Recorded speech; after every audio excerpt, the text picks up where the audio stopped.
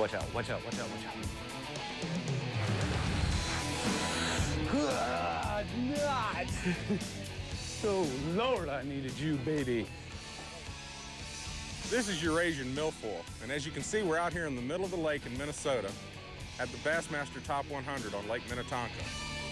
We're going to teach you in this show a little bit about how to fish this type of cover and how to find it out here in the middle of the lake, what to look for, and how to catch fish out of it. Stay tuned.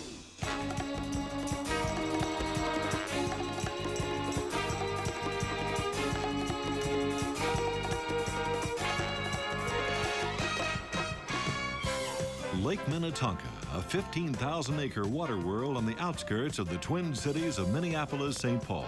Population 3 million plus. Doesn't sound like a place the southern-based Bass Angler Sportsman Society's tournament trail would end up, much less make camp and fish a 4-day tournament with the country's top 100 pros and amateur partners being happy campers to boot. Minnetonka is actually a complex of sort, a series of lakes, embayments, and bays, joined by man-made canals. Water sports and recreational use are heavy, and the lakes are ringed with some of the most expensive real estate in the North Country. But a bass is a bass wherever you fish for it. By any yardstick, Minnetonka, the Sioux Indian word meaning great water, is an amazing bass fishery. Consider the box score in the Minnesota Top 100. The top weight, 79 pounds, 3 ounces. The average in a 5-bass creel, almost 4 pounds. 5-bass limits, 355 by 111 pros for an almost 80% success ratio. Big bass honors, a 6-pound, 6-ounce largemouth. Mind-boggling for a fishery that's ice-bound for half the year. The answer, obviously, the abundance of aquatic vegetation, Eurasian milfoil, that flourishes in late June to September, then dies back with a hard northern winter.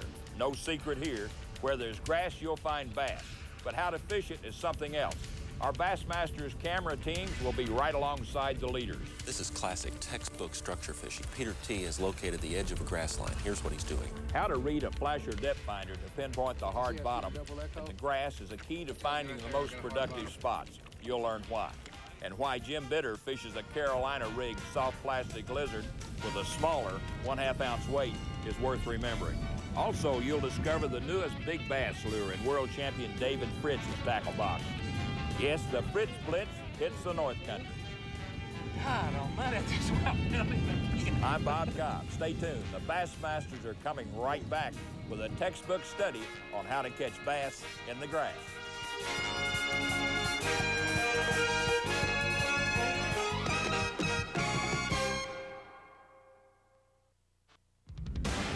Lake Minnetonka, the Bassmaster Minnesota Top 100. Late August, the tail end of summer, but the beginning for professional bass anglers with an eye on qualifying for the 1996 Bassmasters Classic World Championship. Yesterday, rookie Top 100 pro Ken McIntosh of Leesburg, Indiana, weighed in a 5-bass limit and 22 pounds, 6 ounces to set the stage for this $273,000 fish-off. He leads Jim Bitter in second place by almost a pound. Behind Ken and Jim, the likes of Peter Tilaveros, Mike Terry, and Rob Kilby, all with over 17 pounds. Followed by former Classic champ David Fritz, plus Gerald Savage and 9-time Angler of the Year Roland Martin. There's a key to catching the bigger bass, as Rick Pelletier, a BASS Federation Wrangler angler and 1995 Classic qualifier, explains. Glacier lakes, and there's rock piles all throughout this lake underneath the milfoil, and that's what these fish relate to. Tennessee pro Mike Terry is onto this I've pattern. been keying in on these little hard spots that's out in front of these grass beds. There's a bit of place, you get out there about 13, 14 foot, where there's a lot of rocks and stuff. And that's basically what I've been keying on. I use a flasher, and it'll give you a double signal when you come over these type of spots, and that's basically, that's how I find them. You can see I was getting double echo. That tells me right there I've got a hard bottom.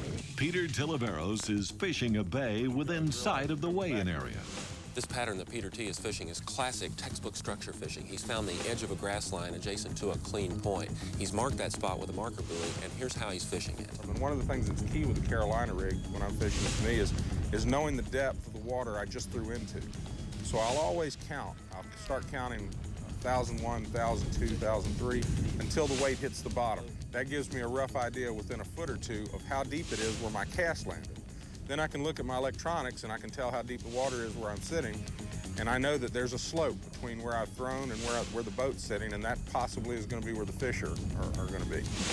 Jim Bitter is parked in the middle of East Upper Bay, a high traffic area.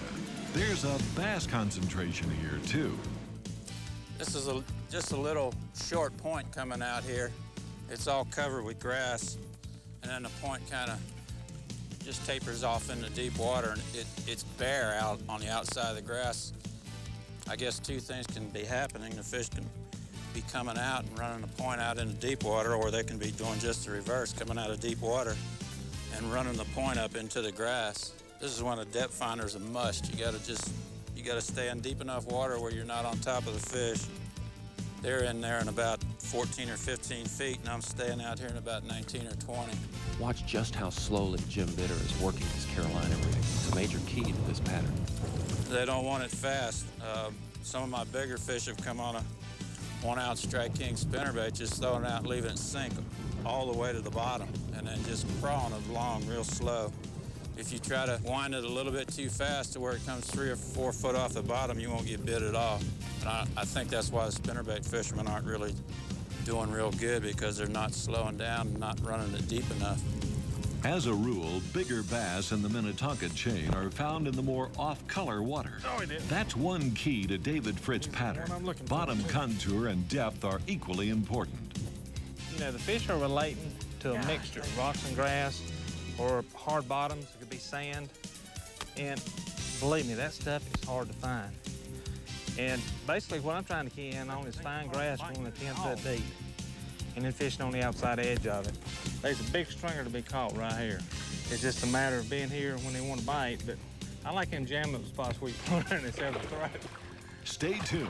We'll be right back with more tips and tactics for catching bass in the grass. But right now, here's Ray Scott with the Bassmaster Casting Kid of the Week. Our Bassmaster Casting Kid of the Week is Channing Freeman of Bolton, North Carolina. He's 10 years old, in the 5th grade, and in his first try to make it to the National Casting Kids Finals at Greensboro, North Carolina. He's dead center on the target at flipping, pitching, and casting. Channing's not bad on the water. He landed a 7-pound largemouth bass and a trophy in anybody's bag. A big Bassmaster salute for Channing Freeman, my buddy from Bolton, North Carolina. 91 of the 111 pros score 5 bass limits on day 2 of the Minnesota Top 100. Florida's Peter Tilaveros, with 20 pounds 8 ounces on the scales, charges out front. His 2-day total, 41 pounds 6 ounces. But hardly a commanding lead. Just 1 ounce behind is Jim Bitter. And Rob Kilby jumps from 5th to 3rd place with a tournament best bag of 22 pounds 9 ounces. Rob's only 1 pound shy of the top spot. Yesterday's leader, Ken McIntosh, drops to 4th, followed by Mike Terry and David Fritz. Peter T's lure selection is offbeat for Minnetonka Bassin, as Rick Pelletier, a member of the Classic Bass Club of nearby Bloomington, explains. He's throwing a Carolina rig craw, and typically we don't throw that a lot up here in Minnesota. Most people will be throwing plastic worms or jigs up along the weed edge, and Peter's throwing a Carolina rig with about a 2.5, 3 foot leader, and he's dragging it across his bar right outside the weed edge, very slow, very methodically, and I think that's what's triggering those bigger fish to strike. The same baits that I use all the time whenever I'm fishing a Carolina rig. One's a crawfish and one's a lizard. The crawfish, sometimes particular lakes, crawfish hatches going on, or maybe fish are just more prone to eating crawfish than they would be, say, a lizard. Lizards are usually better in the spring, sometimes late in the fall, but in summertime, a crawfish bite is usually going on pretty good. Usually if it's one's not working, the other one is, so that's about how simple it gets. Color schemes, I always try and stick with my browns, something that looks natural. Try not to get too crazy, and if I feel like adding any color to them, I'll take and put some dye on the tail or on the claws, and just dip the tips of the pinchers in. And let it dry for a second. It just gives it a little bit of color. Something a little bit shiny. The same thing with the lizard. Just take the tail and drop it in and just give it a little bit of color. if fish get used to one thing or another. If it's a dark day, sometimes I'll put a chartreuse tail on it. Well, that's number 2 for Peter T. Things are a little bit slower here this morning, but he's hoping that they'll pick up. Let's check over with Rob Kilby. Yesterday, Rob Kilby scored his heavyweight sack with a half-ounce nickel spinnerbait along weedline points, but he's had to change tactics. I couldn't get him to bite that spinnerbait. I don't know why. The wind's blowing and conditions are perfect. I really don't think that the fish are biting. They fed so well yesterday. David Fritz's timetable is right on schedule. A Carolina-rigged Zoom centipede lure is paying off along a rocky shoal.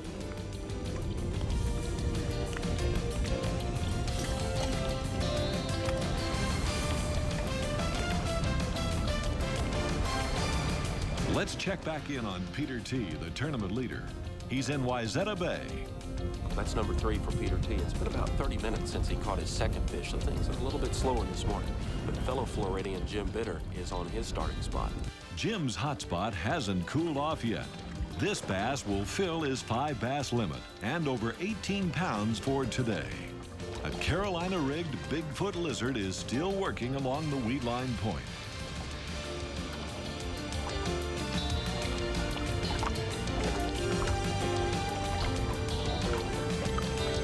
Over in the West Bay Arm, David Fritz is hooking big fish on a small bait, a 4-inch centipede, a do-nothing looking lure. He's rigged it Carolina style with an 18-inch leader. David Fritz is leaping up the leaderboard. The Fritz Blitz is back on. Ooh, he's got another one. Dang, another giant. Betty, this right here is it now. Don't you look how strong these fish are. He's got my arm broke. That dang Zoom worm. Gosh. Stay down.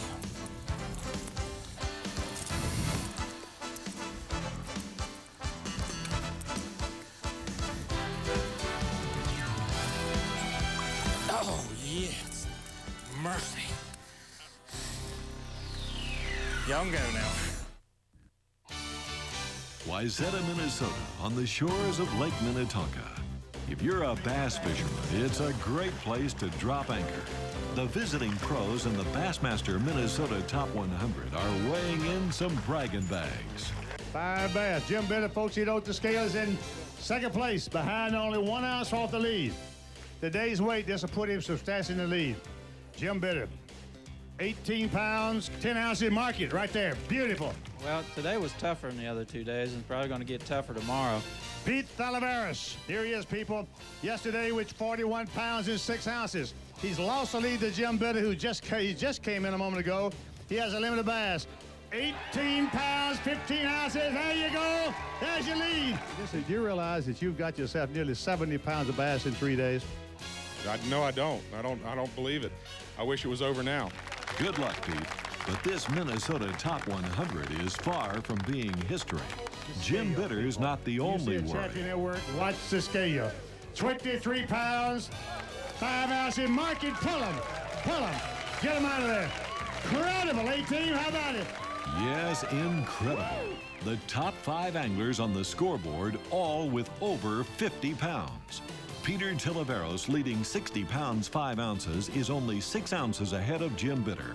And David Fritz in third place with 55 pounds 9 ounces is on a big fish pattern, but with a most unlikely size lure. You know, you saw me catch some fish today on a real small bait, and it's a bait that not a lot of people throw. And I think it's a great bait in pressure situation, and I have no idea why they bite it, but they do. And you just rig it up just like you would any type of lizard or worm or anything else, and it's just a straight piece of plastic. But it's a deadly bait for big fish. Day 4, the showdown round of the Bassmaster Minnesota Top 100. Peter Tilaveros, the leader, gets a strike on his quick limit spot. Just a little. But something's changed. The size of the bite. But it's a star. Not quite.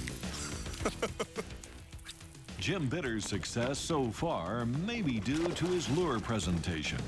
The key for me in this tournament, fishing these grassy points, is put your bait right on the edge of the grass. If you throw up in the grass where the fish, a lot of the fish are, your heavy weight and your lizard gets hung up in that grass, and when you're pulling it free, it just kind of spooks those fish and scatters them, and you just can't give them a bite. So you have to really watch your electronics and make pinpoint cast right to where you think the bottom edge of that grass is without getting into it, and that's been the key for me to catch these fish, and I think that's why the other guys, a lot of the other guys, haven't been doing quite so well fishing the very same water.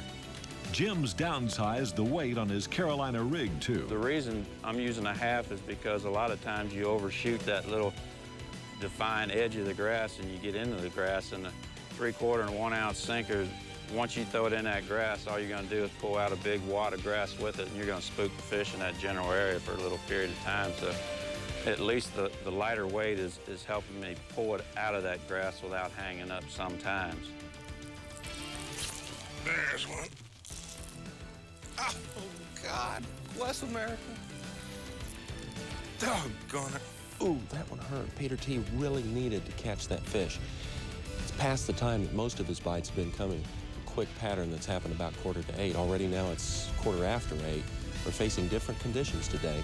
The sky is cloudy, it's been threatening rain, and Peter T. only has one small fish in the boat. But the big bite is still on for David Fritz. He's mounting a charge with a couple of more good.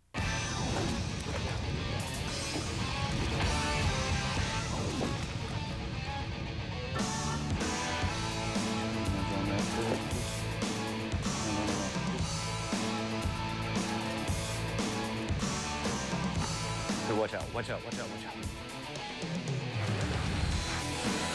Good night. Oh, Lord, I needed you, baby.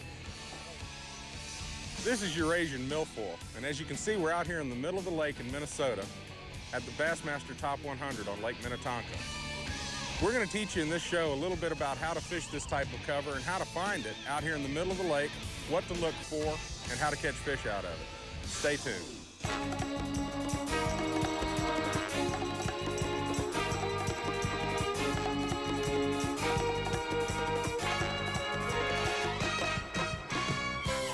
Lake Minnetonka, a 15,000-acre water world on the outskirts of the Twin Cities of Minneapolis, St. Paul. Population 3 million plus. Doesn't sound like a place the southern... And he is definitely going to be in contention. The Blitz is back. Now it's tally time. With Peter T's slow effort today, this has become a two-man race between Jim Bitter and David Fritz. All right, Jim Bitter, people, in second place with 59.15. Second place, he has a limited bass. All right, watch it. Here we go. Gotta be close. 19 pounds, 5 ounces. Hold it. 19.4. Mark it. Get him off there. First of all, I want to say, what a fishery. This is probably the best tournament I've ever fished. Best body of water that I've ever fished. I'll be glad to come back here. He needs 23 pounds, 11 ounces. David Fritz. Remember him, guys? Here he is. He got a chance to win this tournament. He needs 23 pounds, 11 ounces. It's going to be close. Here we go. Hit the scales. 22 pounds, 3 ounces.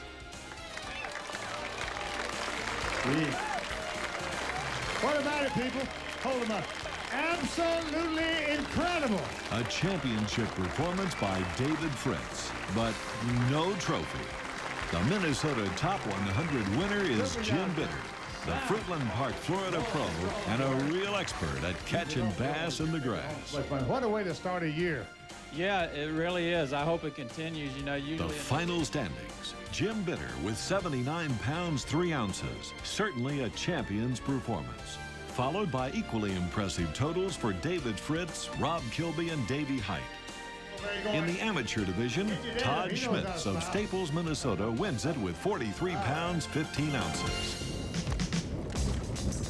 Little one. Right now, it's time for the Pros Pointer, the how-to section of the Bassmasters. Brought to you by Wrangler Rugged Wear, geared for the outdoors. These are my 3 primary baits when I'm fishing milfoil or hydrilla. This bait right here is a Rebel Deep We Are. It's got a wiggle, a nice wide wobble, so it just kind of wobbles through the grass and bounces off without hanging up too much. And then also used Strike King Pro Model 1-ounce spinnerbait. Use this heavy one because generally around these grass beds, the fish are right on the bottom. They're glued to the bottom, and you have to get the bait down on the bottom. This is my Carolina rig, and I generally go with a lighter weight than normal. This is a 1/2 ounce, but this 1/2 ounce will hang up in the grass a lot less than the bigger one.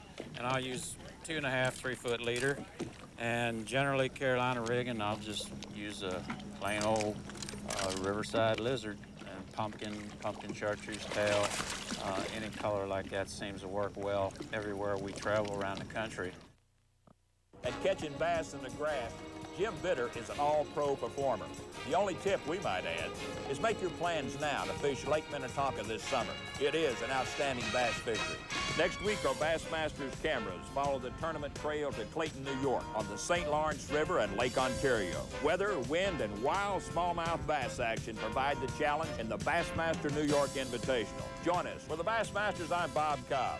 See you all next week. The Bassmasters has been brought to you by